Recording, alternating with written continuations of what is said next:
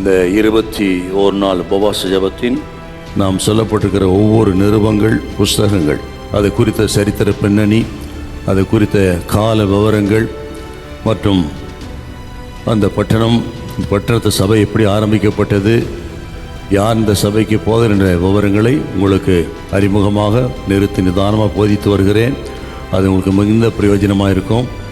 ஆகவே மாலை கூட்டங்கள் வேதத்தை கற்றுக் கொடுக்க ஒரு ஸ்டடியாக கடந்த நாட்களும் வந்தவங்களுக்கு தெரியும்.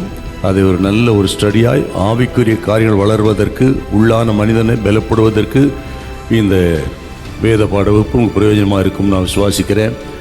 அதே போல் இன்னும் இருக்கிற நாட்கள் வாருங்கள். ஆகவே தான் ஒவ்வொரு நிருபத்திலிருந்தும் ஒரு வசனத்தை எடுத்திருக்கிறோம்.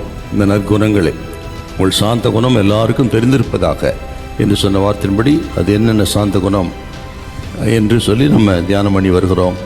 இன்னும் இருக்கிற நாட்களிலும் வராதவங்க வாங்க, வந்து வசனத்தை கேளுங்க, வார்த்தையின்படி வாழ்வோம். கர்த்தர் நம்மை ஆசீர்வதிப்பாராக. ஹல்லேலூயா.